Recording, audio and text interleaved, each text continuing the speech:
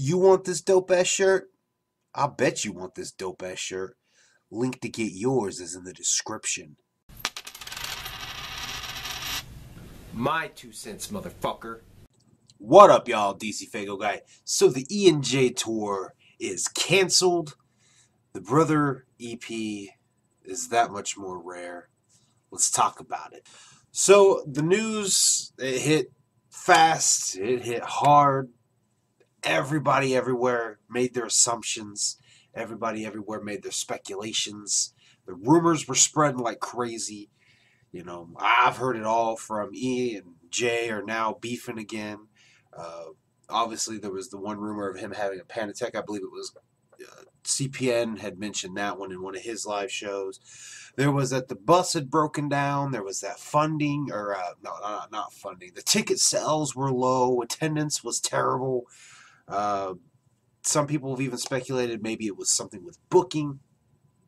All kinds of rumors, speculations, and assumptions about what really happened. I'm not necessarily going to focus about that too much in this video. All I know is they obviously canceled it. They obviously, they've got to have a good reason for it. My money, my guess, it's on the panic attack. Out of everything that I've heard so far, that's the most likely. That's the one that makes the most sense to me. I even heard one of them that was so far as to say that they canceled the E&J tour so that the Shaggy solo tour could do better, which I don't understand the logic behind that one. But so the E&J tour, they did what? Two shows, 2 stops, done. That means whoever went VIP for those first 2 shows now holds the ultra rare Brother EP, which is actually live on YouTube right now. There's a few ninjas that have it posted up. The 215 Ninjas has it over on their YouTube channel. Random Hero Gamer has the full thing in one video.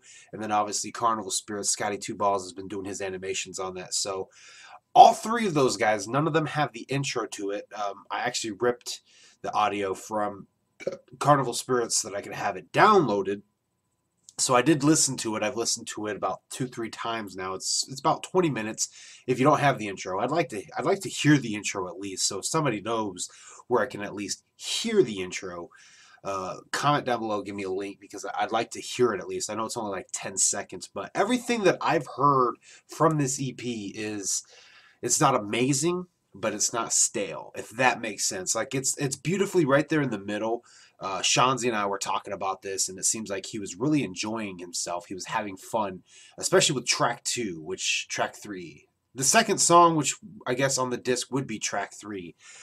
They don't have any specific titles, but based from what I can tell, I actually gave them their own names. So track 2, I'm calling Fine Day. Just because of that beginning part. From what I understand, all these are beats that he's taken and from the mainstream, and he's just kind of making his own songs out of, which I think is totally dope. But so I'm calling the second track, or the first track, the first song, however you want to classify it. I'm calling it Fine Day. The second track, because he goes over and he's basically just jacking different beats, and he's like talking about how he's making them fresher.